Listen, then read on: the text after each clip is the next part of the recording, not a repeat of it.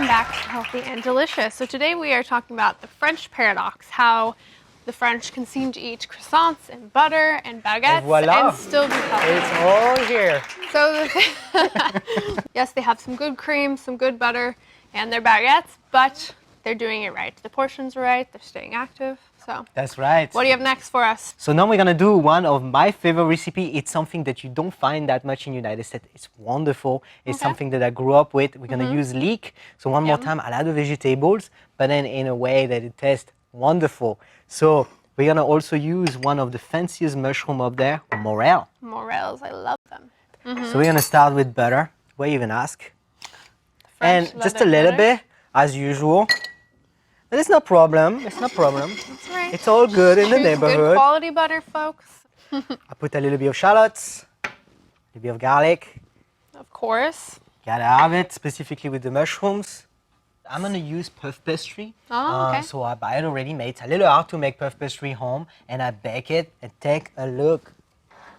Oh, those are pretty. Yeah. How'd you make it shiny? Did you do some kind of like wash? Egg wash. Egg wash. Simple egg wash. So the whole egg or just the egg white? The egg yolk with a little bit of water. So that fat gives you that nice sheen. Okay. And then I cut them in half. I'm gonna use that instead of a bread. A little bit like a hamburger. Sandwich. I put a morel, but don't sweat it. If you cannot find morel in your local market, you can find other mushrooms, and you can use any mushrooms you want, of course. I've heard if you go out mushroom foraging, you have to be very, very careful. But I think these apps now in cell phone that you can download that will tell you which mushrooms are good for you and not. There's an app for everything. There's an app for everything in those days, right? We're gonna use a little bit of this white again, same Riesling. Bring that Riesling back. We're gonna deglaze it. Just a little bit of that Riesling, give a little bit of acidity. Yum. Gets everything off the bottom of the pan, if anything's Exactly, sticking. yeah. Gives us some flavor. A little bit of salt, a little bit of fresh ground pepper. Yum.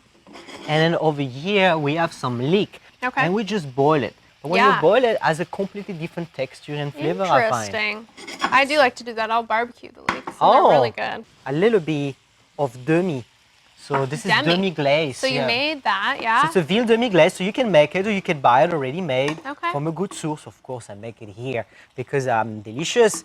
I'm gonna add my little trick. Instead of adding cream, I add in cream that I whip. So it makes it super light. So of course, I didn't put any sugar in my whipped cream. I just whip it. This way, it's super light. It gives you this nice, fluffy, foamy, creamy morel sauce. I'm gonna put it together. And this is actually a wonderful appetizer that you can do it even for the holiday. Look how foamy it is. That is lovely. So beautiful is that. So I'm gonna start with a nice puff pastry in the middle here. I'm just gonna take out the hat. And we can put the leek right on the top like this. That already. The French people always have like the garlic onion breath thing going on because you guys use a lot of garlic and onions, a lot of Don't you ever see that Pepe Le Pew cartoon when you're kids? But good flavor. I have my morel and my foamy sauce here. I'm gonna keep a couple of morel just on the top over here. Oh, nice. And now I'm gonna start to putting those morel around. Oh. It is one of those dishes. You know, when I grew up in France, the culinary scene was very different than right now. In that time, butter and cream was the name of the game. We want to put as much as possible because it tastes better and you get something fancier. Look at that. Yum. And this is coming from that neighborhood. Fancy, fine dining, but also very delicious. So do you think it's changing?